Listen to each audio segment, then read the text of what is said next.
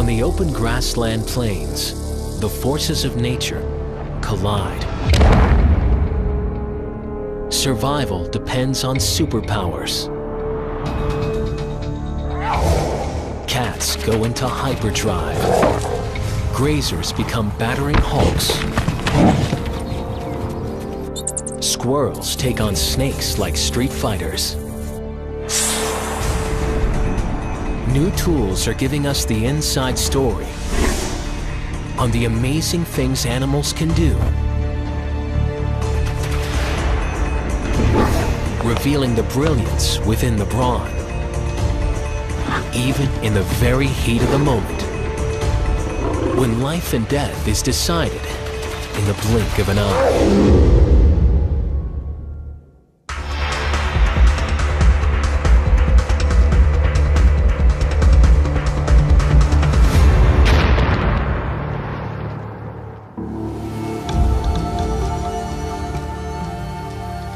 Vast tracts of grassland and savanna are on almost every continent.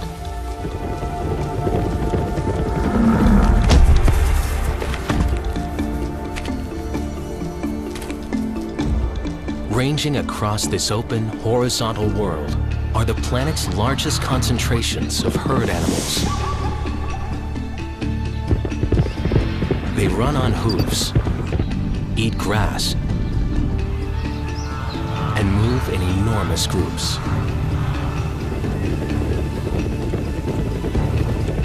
And this draws the interest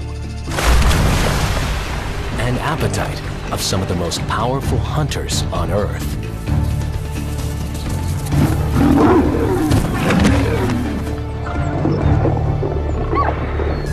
Herds and hunters.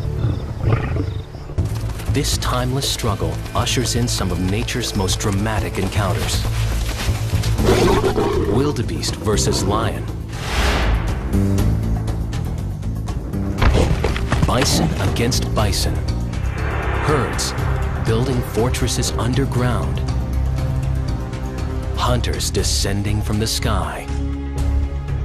And the ultimate moment between the savanna's fastest competitors.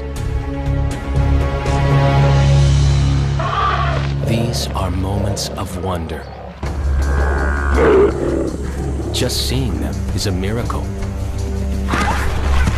Capturing them on film, often impossible. Too fast to keep up with cheetah. Too sudden to track raptors. Lions lost in the savanna's omnipresent grass. But if we could capture this stop-time drama, the secrets of one of nature's consummate encounters can emerge. Chief among the life and death moments on the African Serengeti are the ones that unfold between the great herds of migrating wildebeest, more than 1 million strong, and the prides of lions that live along the way.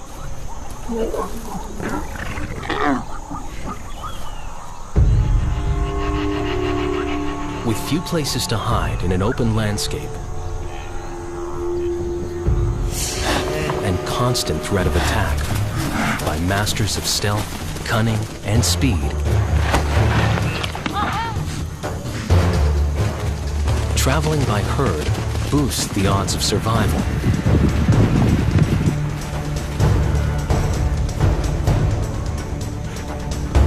It's a cruel calculation. A herd presents a larger, more obvious target.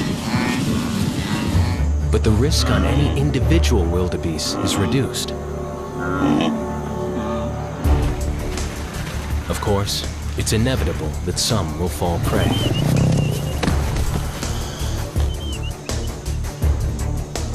Wildebeest. Lion. The contest seems mismatched. Yet with so many variables, the outcome is never certain. It all comes down to a game of centimeters. Actually, about 50 meters. The critical distance where a wildebeest's speed often gets the better of the big cat's enormous powers of acceleration.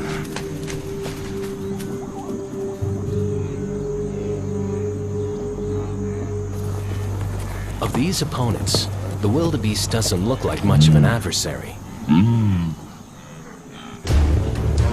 But there's more to this unlikely champion than meets the eye. Body mass is concentrated high and forward, ideal for cantering hundreds of kilometers. And those spindly legs? Lower legs are lightweight. Upper legs, packed with muscle tucked close to the body, are capable of bursts of speed as fast as 60 kilometers per hour. Down in the hooves, a scent gland helps one wildebeest follow the next, despite dust or dark of night. This is a body built to be on the move, because every day is a race for life. Relying on eyesight many times more acute than a human's, a lion surveys the herd. But the wildebeest are on the lookout as well. So much so that only about 1 in 7 lion attacks succeed. At signs of danger, the herd will bolt. Or sometimes they'll bunch together, keeping calves hidden. Even confronting a solitary lion head on.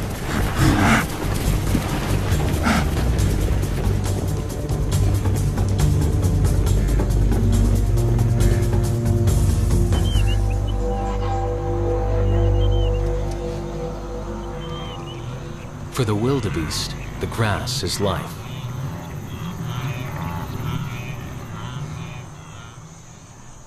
But it's also cover for the enemy.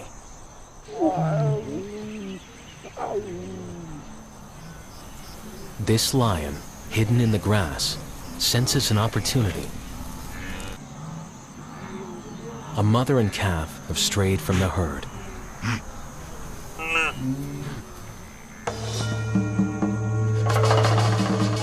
When she goes, a lion's acceleration can cover 15 meters in less than 2 seconds. But in this moment, something surprising occurs. The lioness turns away from the calf, the easier kill, and makes an attempt for the larger adult. Why she does has everything to do with where these rivals were just seconds before.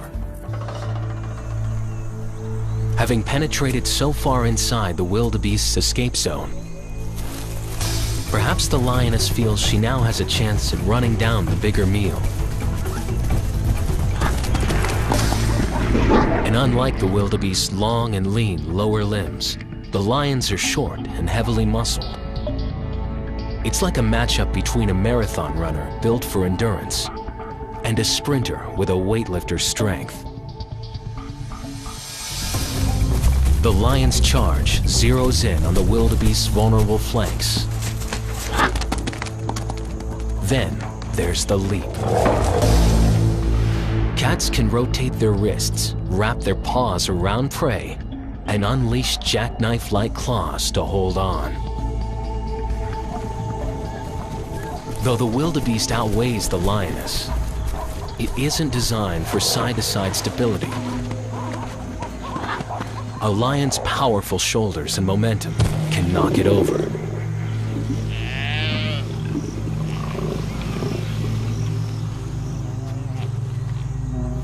Once it's down, the lion's toolbox of teeth go to work. To seize the throat or to clamp over a muzzle, long canines bite like daggers, killing by suffocation. Later on, upper and lower carnassial teeth work like scissors to slice meat. Even the surface of the tongue has sharp, pointed bumps for rasping flesh from the kill. In the moment, one wildebeest, one lion. But in the bigger picture, it's the grassland's quintessential balancing act. Small bands of hunters picking their opportunities within the migrating herds. Any moment of impact turns on split-second timing, luck, and millions of years of physiological adaptation.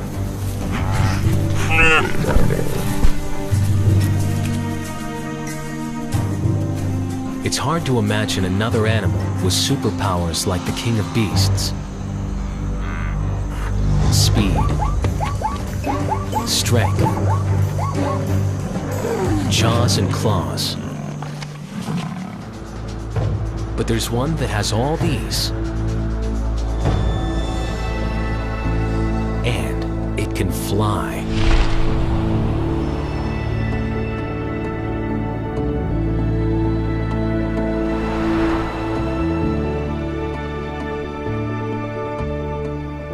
With a 2-meter wingspan, the golden eagle is one of the largest and perhaps most ferocious of all birds of prey. They're called raptors because their most distinctive feature is seizing and killing prey with their talon-tipped feet.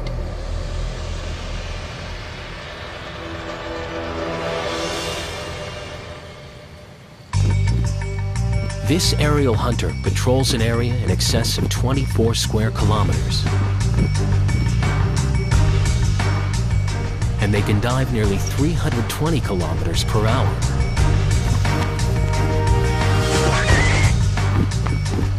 They could take prey as large as deer. But the golden eagle subsists primarily on hare, ground squirrels, and in the prairie lands, jackrabbit.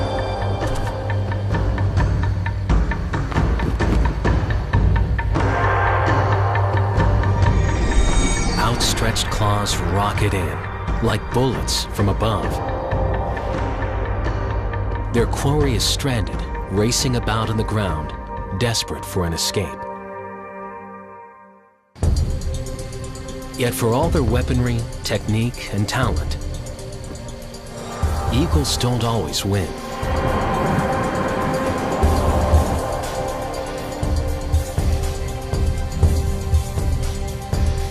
Even so outgunned, a rabbit can survive an eagle's airborne assault.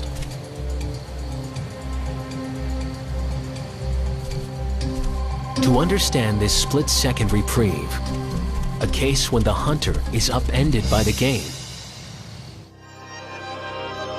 we need to retrace the moment to its beginnings. When the eagle was flying high, using its broad wings to catch the thermal currents.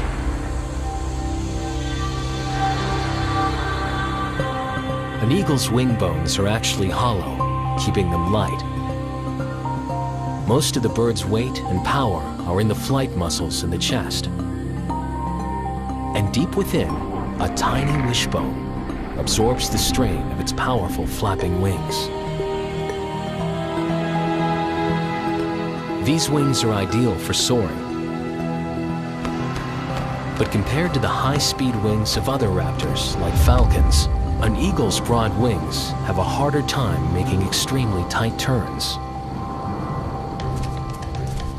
Something jackrabbits do exceedingly well. But these birds can see a rabbit twitch from hundreds of meters away. They're famous for their eagle eyes, orbs larger than their brains, delivering an image 3 times sharper than a human's.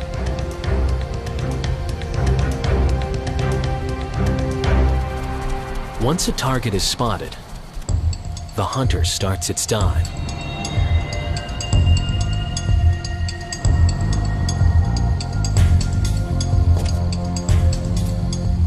But a jackrabbit doesn't give up easy. Its powerful hind legs can propel it along at more than 64 kilometers per hour. Adaptations in its skull help it keep a level head, despite the frantic pace. The rabbit skull is built on a shock-absorbing joint to help stabilize vision during leaps and bounds at top speed.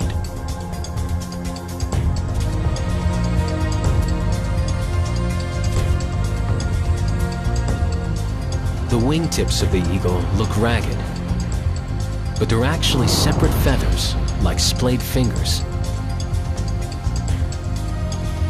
Individual winglets for better lift and to keep the bird from stalling as it's breaking. No airplane can do all this. And yet, something has gone wrong. For the eagle, that is. The rabbit stops abruptly.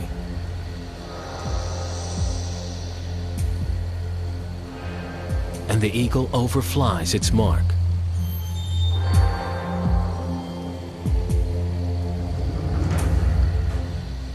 Like a fish out of water, an eagle forced to walk has lost its chance to snare this prey.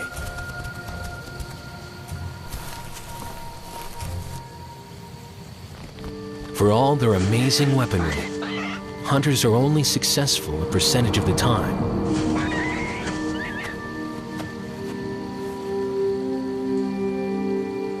For every tooth, venom, and claw in a predator's arsenal, prey animals have defensive weapons of their own.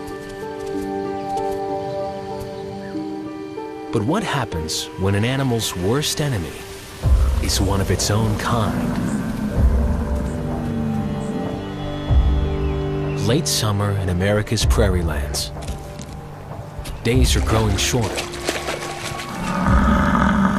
Mating season among the bison is approaching. A time when males in the herd turn on each other.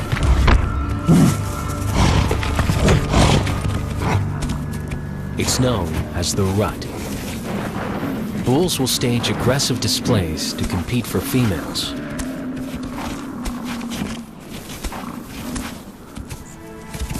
But then, it escalates. Dominant bulls will face a succession of challengers, each bent on supplanting his access to bison cows.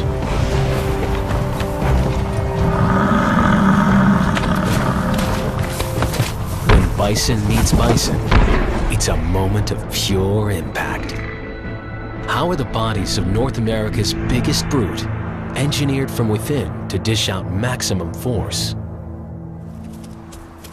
From their earliest days, they're born with bison attitude, even before they've grown the beef to back it up. But within just a few years, they'll weigh in at more than 900 kilograms. With this much body armor, they're ready for a rumble.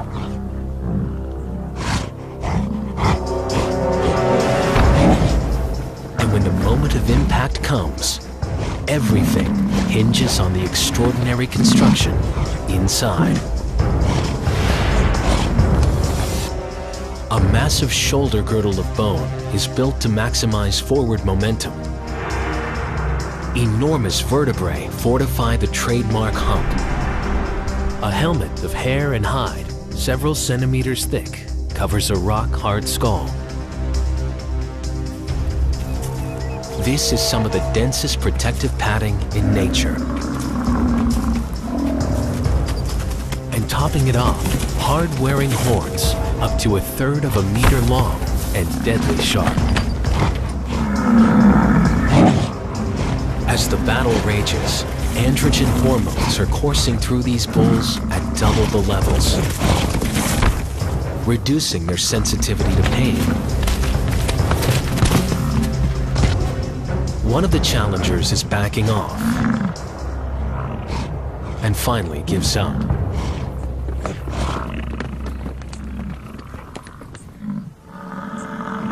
Animals with a rutting season knock heads just once a year. For another, headbanging is a way of life.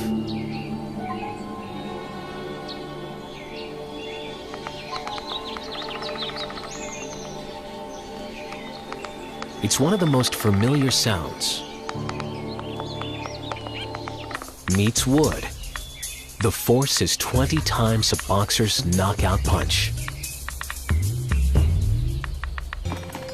But for this moment after moment of impact, mechanics that allow these hard-hitting birds to save as they search the colony for entrances to burrows.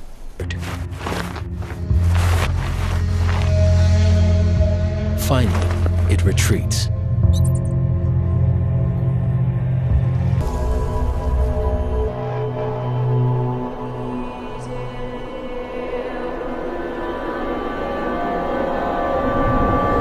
An entire army responding as one at a moment's notice against an invader.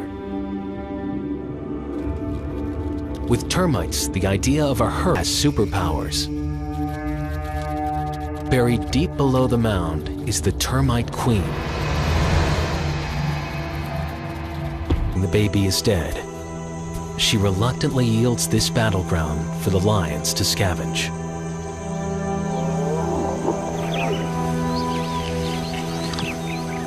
More than half of all giraffe calves fall prey, typically to lions or hyenas. As elsewhere on the savannah, birth and death are close companions, tipping one way or another in a moment's time.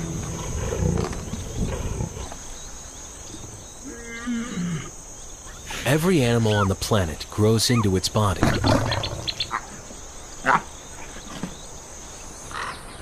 Some faster than others. But no one comes into this world fully formed.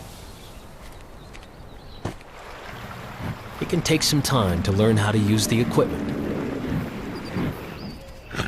And when we need it in the moment, we better be ready.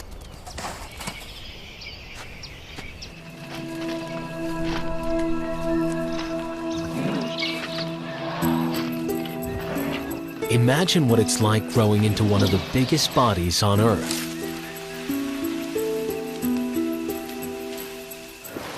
All young elephants must face a crucial early test.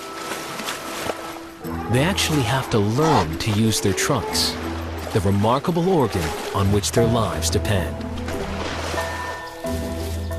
An elephant's trunk is a hand, a nose, a telescoping probe. It's a forklift that's been used for hard labor. It's the only utensil they need for putting food in their mouths. And in the water, it's a cannon, a snorkel, a straw.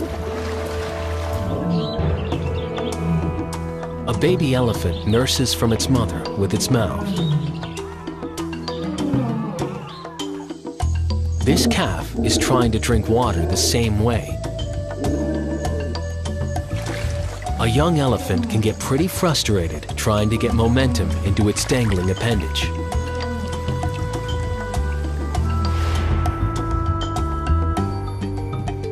Like human tongues and octopus arms, a trunk is a pressurized system with thousands of muscles along the length and radiating around the nostrils, enabling such fine coordination that the tip can pick up a coin.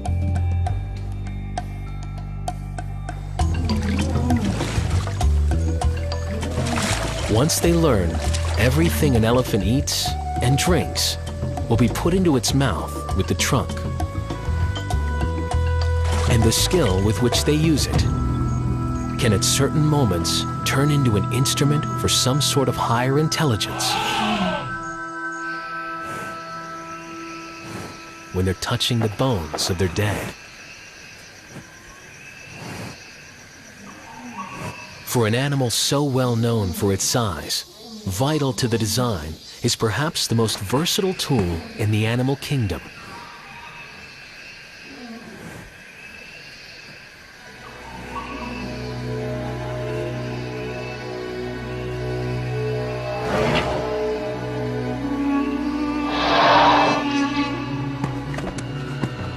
One by one, we've seen the quintessential encounters of the grasslands. Displays of stealth, power, strength in numbers, grace in motion. Yet the open savanna has shaped animals in yet another way. Bone, tendon, muscle, and nerves have all been honed in the service of speed. The result, the ultimate moment of herd and hunter, is between the cheetah and varieties of gazelle.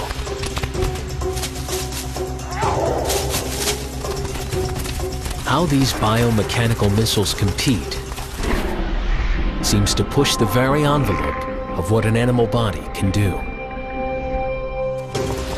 When these two ancient adversaries face off, success or failure often comes down to which one is in top form and a bit of luck. First, the cheetah. At a dead run, they may be able to sprint nearly 100 kilometers per hour, the fastest mammal on Earth. This is a cat with a greyhound chassis, light-boned and swayback, long legs for drive, long tail for balance, short aerodynamic head. Their acceleration is so quick, shifting to maximum speed in seconds. Only high-speed photography can catch the details.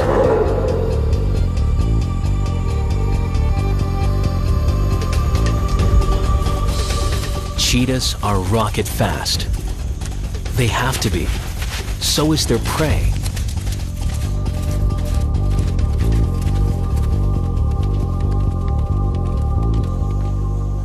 Gazelle. The short grass plains in which these antelope range make their herds quite visible.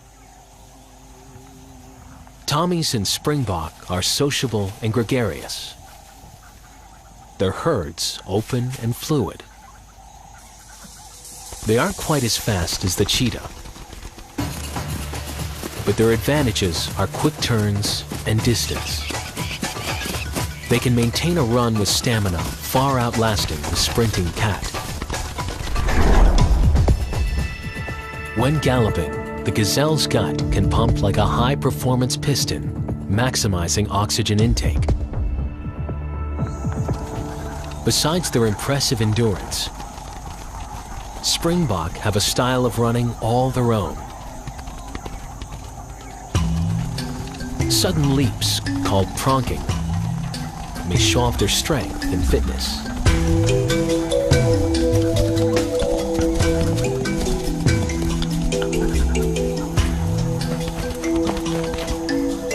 But survival depends on vigilance.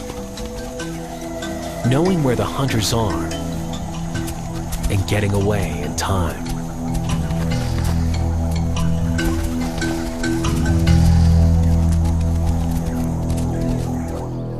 The cheetah doesn't make it easy. With their speed, they don't need to get as close as lions to launch an attack.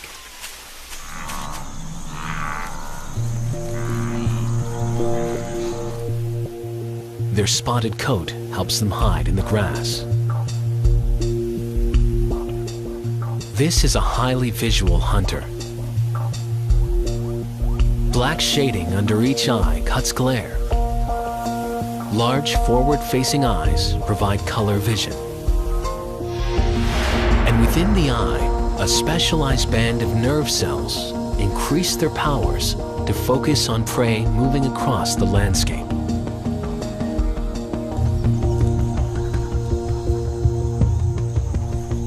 Unlike lions that often target old or sick individuals, cheetah go after healthy gazelles, usually ones that have moved away from the herd. The cheetah starts running. But how does it build up so much speed? The cheetah's hip and shoulder girdle can swivel on a flexible and elongated spine that coils and uncoils with every bound. In super slow motion, we can see that the cheetah goes airborne, covering more than 6 meters in a single stride.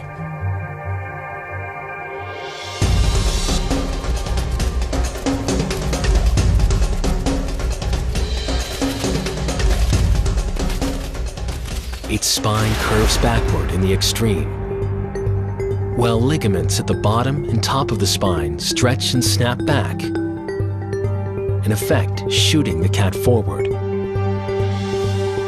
With hair trigger responses, this antelope attempts its escape. Though it is slower, it can out-corner the cat.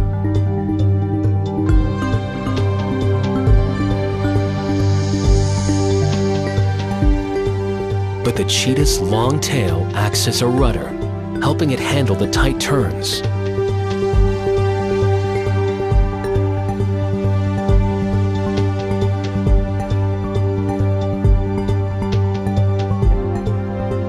Even while moving so fast, a cheetah can extend one paw to trip up its prey.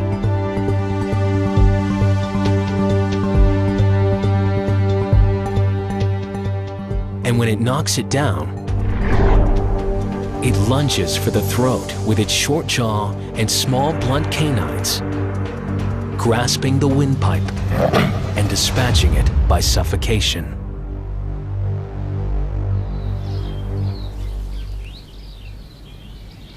Today, this cheetah has been lucky. And though this one gazelle has met its match, the rest of the herd, by force of numbers, lives on.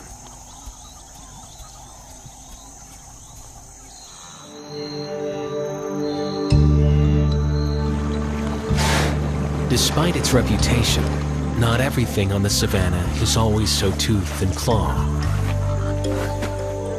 Not every second so adrenaline-filled.